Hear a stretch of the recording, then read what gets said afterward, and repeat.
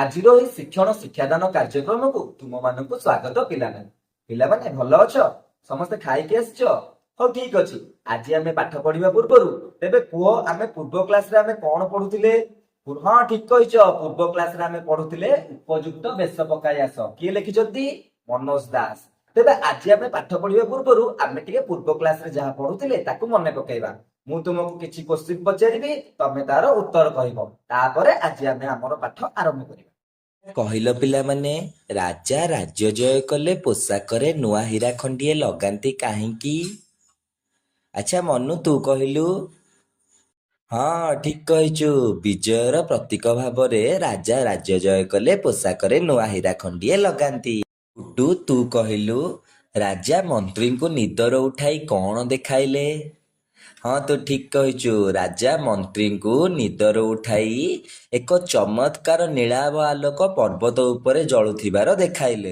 ସମସ୍ତଙ୍କୁ ବହୁତ ବହୁତ ଧନ୍ୟବାଦ ପିଲାମାନେ, ସୁନ୍ଦର ଉତ୍ତର ଦେଇଥିବାରୁ। ତେବେ ମୁଁ ଏବେ ପଢୁଛି, ତୁମେମାନେ ଧ୍ୟାନର ସହ ଶୁଣିବ।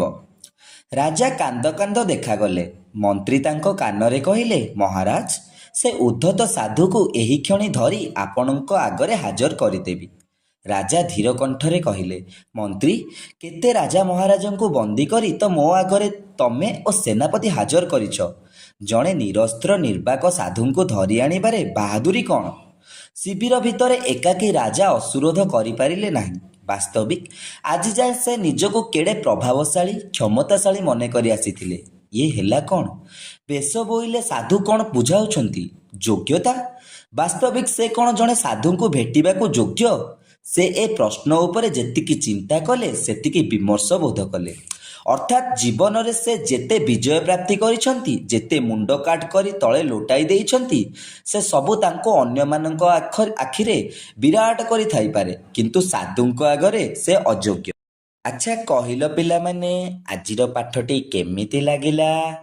ବହୁତ ସୁନ୍ଦର ଲାଗିଲା ନା? ତେବେ ଚାଲ ଠିକ ଅଛି, ମୁଁ ତୁମକୁ କିଛି ପ୍ରଶ୍ନ ପଚାରିବି, ତମେ ତାର ଉତ୍ତର କହିବ। ଆଚ୍ଛା ପିଲାମାନେ, କହିଲ ରାଜା ଧୀର କଣ୍ଠରେ କଣ କହିଲେ? ହଁ ତମେ ଠିକ କହୁଛ। ରାଜା ଧୀର କଣ୍ଠରେ କହିଲେ, ମନ୍ତ୍ରୀ, କେତେ ରାଜା ମହାରାଜାଙ୍କୁ ବନ୍ଦୀ କରି ତ ମୋ ଆଗରେ ତମେ ଓ ସେନାପତି ହାଜର କରିଛ। ଜଣେ ନିରସ୍ତ୍ର ନିର୍ବାକ ସାଧୁଙ୍କୁ ଧରି ଆଣିବାରେ ବାହାଦୁରୀ କ'ଣ? ରାଜା ଏଇଆ କହିଥିଲେ ନା? ଆଚ୍ଛା ପିଲାମାନେ, ଆଉ ଗୋଟିଏ ପ୍ରଶ୍ନର ଉତ୍ତର କହିଲ। କେଉଁ ସବୁ କାରଣ ପାଇଁ ରାଜା ନିଜକୁ ଅଯୋଗ୍ୟ ବୋଲି ମନେ କଲେ? ହଁ ତମମାନେ ଠିକ କହୁଛ।